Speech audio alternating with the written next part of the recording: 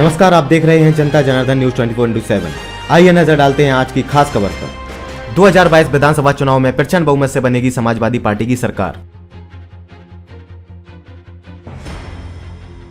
Doctor Pushkar Singh Yadav जिला पंचायत सदस्य भरतना ने लिया संकल्प, कोई नहीं रहेगा कच्चा मार्ग, समाज सेवा के लिए रहेंगे सदैव तत्पर। नमस्कार, जनता जनार्दन न्यूज 24 में आपका स्वागत है। मैं योगेश। आज मैं आया हूँ डॉक्टर पुष्कर जी के यहाँ, इनसे जानने का प्रयास करते हैं। 2022 का भी चुनाव है विधानसभा का, तो सर से जानने का प्रयास करते हैं किस किस मुद्दों पर चुनाव होगा। नमस्कार जी डॉक्टर साहब। चुनाव 2022 का दरअसल विकास के मुद्दों पर होगा। जब से ये सरकार आई है बीजेपी की, आपने देखा होगा चारों तरफ आप कहीं भी गए हों, ये गड्ढा मुक्त सड़कों को बता रहे हैं कि मैंने गड्ढा मुक्त सड़कें करा दी। संभवतः आप किसी भी क्षेत्र, भरथना मेरे ब्लॉक के किसी भी क्षेत्र में आप जाएंगे, एक भी सड़क आपको गड्ढा मुक्त नहीं मिलेगी। गड्ढा मुक्त की जगह आपको कहना चाहिए गड्ढा युक्त सड़कें जी, ठीक है। और उन गड्ढा युक्त सड़कों को भरने का काम हमारी सरकार ने पहले भी किया था और हमारी सरकार आएगी, दोबारा उनको फिर गड्ढा मुक्त करने का कार्य किया जाएगा। और हमारी सरकार आने पर आप किसी भी विकास कार्य को ले लो, चाहे वो पुलों का विकास कार्य हुआ हो, आपने कितने रोड अभी भरथना ब्लॉक में एक भी नया रोड नहीं बना है।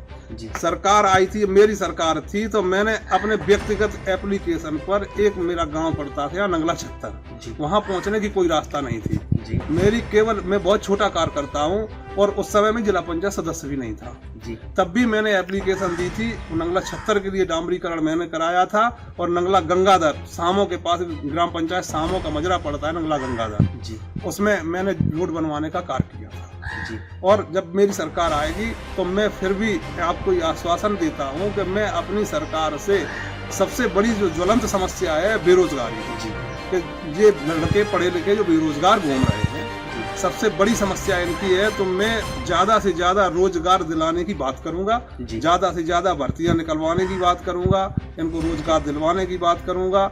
और सबसे ज्यादा प्रताड़ित इस समय जो लोग, जनता है, किसान सबसे ज्यादा प्रताड़ित है जी। सर, यही कोई मिनिस्टर का बेटा सीधी किसानों के ऊपर गाड़ियां चढ़ा के उसमें एक पत्रकार भी मारा जाता है, उसमें सरकार ने ना ही योगी सरकार ने उस मंत्री जी को बाहर निकाला, ना ही उस पर कोई एक्शन हुई। तो सर इसके बारे में क्या कहेंगे सर? इसके बारे में तो साहब आप लोगों को सबको पता है जी। जहाँ तक मीडिया वाले हैं जी, उन्होंने, कुछ लोग हैं बहुत ईमानदार हैं, भैया ने कल उनको बोल दिया कि साहब आपका चैनल बहुत ईमानदार है, तो बहुत मिर्चें लगी उनको जी। और वास्तविकता यही है कि कुछ बहुत ईमानदार चैनलों ने उसको इतना दबा के रखा है कि वो मुद्दा उछलने ही नहीं दिया जी। राकेश टिकैत जी जब वहाँ आए तो उन्होंने उस मुद्दे पे संज्ञान लिया और संज्ञान लेने के बाद उनको इस्तीफा देने के लिए। यही पंजाब में अभी हमारे प्रधानमंत्री जी जाते हैं, पंजाब में जाते हैं, तो वहाँ भीड़ कम लेके, मतलब जहाँ 70,000 कुर्सियाँ पड़ी हुई थी, वहाँ 700 केवल कुर्सियाँ देख करके वो वापस लौटे वहाँ से। तो वहाँ उन्होंने बोला कि बाल बाल बचे हम। तो ऐसा क्या सच है या फिर क्या कहेंगे? या सबको जानकारी, बेवकूफ चाहे जिसे बनाया जाए, अब बेवकूफ नहीं है, क्योंकि सोशल मीडिया इतनी फास्ट हो गई है कि आप कहीं भी कोई काम करेंगे, आप बच नहीं सकते, जनता की निगाहों से आप बच नहीं सकते। जब आपने वहाँ भीड़ कम देखी तो आप बाई रोड जाने लगे और आपने अपने 20-25 कार्यकर्ता वहाँ खड़े कर दिए। साहब बीच में मुझको रोक दिया गया और मुझे जान से मार दिया गया होता। आप बताइए, उनके पास ब्लैक कैट कमांडो की संख्या इतनी होती है, संभवतः 60 होती है मेरे संज्ञान में जो आया जी। और मैंने उस दिन डिबेट एक सुनी थी टीवी पे, तो वो बता रहे थे 1 मिनट में 844 गोलियां राउंड निकलते हैं उनकी उस स्टैन गन से जी। तो उनके लिए 4-5 हजार की भीड़ 1 मिनट के लिए नहीं थी जी। वो भी ये ऐसा फोकस वहाँ कर रहे थे कि योगी जी ने उनको आदेश नहीं दिया, नहीं तो जनता वहाँ बहुत मारी जाती। भाई जब वहाँ जनता थी ही नहीं, मारी क्या जाती? बिल्कुल सर, ऐसे स्टैंड पीछे दिख भी रहे थे, आपने देखा होगा चैनल पे। तो जो कुर्सियां पड़ी हुई तो पीछे की साइड पूरी खाली पड़ी, तो आगे कोई महिला अटेंडेंस भरती है, अटेंडेंस में पूछा जाता है, बोला आपका नाम क्या है, ऐसे नाम लिख के वहाँ से दिया जाता है। तो सर क्या इससे क्या इफेक्ट पड़ेगा विधानसभा चुनाव में? विधानसभा चुनाव में सीधा इफेक्ट ये है कि वो कहीं गिनती में ही नहीं है, इसीलिए बौखलाए हुए हैं कि संभवतः हम कोई ऐसा ड्रामा करें जिससे लोगों के दिमाग को डाइवर्ट किया जाए। और लोगों का दिमाग इस समय डाइवर्ट होने वाला नहीं है। उन्होंने पूरा मूड बना लिया है समाजवादी के लिए और निश्चित रूप से समाजवादी पार्टी विजयी होगी। जी, जो 300 यूनिट और क्या क्या ऐसे वायदे हैं जो भैया जी के जो लाएंगे जनता के मध्य में और पूरा करेंगे विकास का? भैया सबसे बड़ी बात ये बिजली की होती है। जी, हर व्यक्ति जहां मैं गया वहां ये समस्या मेरे सामने आई। किसानों के लिए ऐसे क्या क्या लेके आएंगे जो जनता के बीच में ऐसे इफेक्ट पड़ेगा कि जैसे किसानों कर्ज माफी है या फिर और कुछ लेके आएंगे? भाई कर्ज माफी पे तो अभी कोई बात नहीं हुई है, लेकिन जैसे आपने बताया कि खाद, इस समय खाद से लोग बहुत परेशान रहे, काफी लंबी कतारें लगी, 3-3 दिन लोग वहां पड़े रहे, एक बोरी लोगों को नसीब नहीं हुई। तो खाद की आपूर्ति पूरी की जाएगी जी। और जो खाद पहले 50 किलो की बोरी आती थी जी 800 कुछ रुपए में, अब वो 1205 रुपए में बोरी आती 45 किलो की। सर यहाँ पे किसानों को जो खाद मिल रही थी वो खाद नहीं मिल पा रही है या फिर रेट भी बढ़ा दी और वजन भी कम कर दिया, ऐसा ही है ना सर? जी जी जी ऐसा ही है सर। दिन में खेतों में जैसे किसान काम करता है, रात में गायों को रखाता है, इससे बहुत बड़ा असर पड़ेगा ना सर विधानसभा चुनाव में? सबसे बड़ा असर तो इसी से पड़ने वाला है। मैंने देखा है, मैं अपनी प्रैक्टिस करके देर रात लौट रहा हूँ। अभी ये 3 दिन बारिश हुई, आपने देखो पूरे देश में अपने भारत में तकरीबन 80% लोग खेती पर निर्भर हैं। जी जी। बिजनेस तो जो बिजनेसमैन है जैसे अदानी अंबानी जी हो गए, उन्हीं का कर्ज माफ करना, ये सर यही किसानों को जो 2000 देते हैं उससे क्या होता है? भरपूर चल रहा है किसानों का? कुछ नहीं चल रहा है। ये तो हमारी सरकार में भी था, इन्होंने 4 महीने में 2000 रुपए दिए। हमारी सरकार प्रति महीने 500 रुपए दिया करती थी। तो आप जोड़ लीजिए, 12 महीने में 6000 हो गए, इन्होंने 1 साल में 6000 दे दिए। इन्होंने परिवर्तन क्या कर दिया उसमें? और वो भी जितना हमारी सरकार जितने लोगों को दिया करती थी, इन्होंने उतना नहीं दिया उतने लोगों को। जैसे इस महीने मुझे दे दिया, दूसरे महीने में मेरा साहब कुछ ऑब्जेक्शन लगा दिया, आपका आधार नंबर सही नहीं है, आप आधार नंबर दोबारा लिंक कराएं, मेरा काट दिया, आपको दे दिया। तीसरे महीने आपका काट दिया, फिर चौथे को दे दिया। तो इन्होंने ये मतलब नौटंकी की है सिर्फ जी। और रही बात ये कि लोग गौ माता जी और सांड पिताजी से बहुत दुखी जी, और इनकी दृष्टि से ये देखा जाए तो इन्होंने जो गौशालाएं बनाई, मैंने उनमें जाके इलाज किया है जी। तो सर गौशालाएं जो बनवाई, गौशाला में प्रत्येक गाय के हिसाब से 30 रुपए दिए जाते हैं। क्या सर एक गाय या फिर पशु 30 रुपए में उसका पेट भर सकता है? आपने देखा होगा 1500 रुपए क्विंटल के हिसाब से भूसा चल रहा है इस टाइम पे। 2 किलो भूसा में क्या गाय एक पूरा दिन काट सकती है? कुछ नहीं हो सकता भैया। 2 किलो भूसा में अगर बड़ी गाय है तो उसको तो भूसा कम से कम 7 किलो और 8 किलो पर डे चाहिए। 3-4 किलो इस समय सुबह के टाइम, 3-4 किलो शाम के टाइम, और उसके साथ दाना भाई ज्यादा ना हो। मैं नहीं कहता हूँ कि आप 2 किलो दो, लेकिन कम से कम इतना तो दो भूसे में मिल सके। आप भाई आपने गौशाला बना दी और प्रधान को सौंप दिया, नहीं आपको इतनी गाय रखनी है। अब वो सुबह से लेके शाम तक 2 नौकर रखते हैं उसमें। अब वो बेचारा ये बताओ अपनी जेब से तनख्वाह दे उनको क्या? आपने तनख्वाह नहीं दिया, आपने भूसा नहीं दिया, आपने उसको क्या नाम दाना नहीं दिया, हरे चारे की कोई व्यवस्था नहीं है, इलाज की सही व्यवस्थाएं नहीं है। हमारी पशु चिकित्सा अधिकारी बेचारे क्या क्या काम संभाले।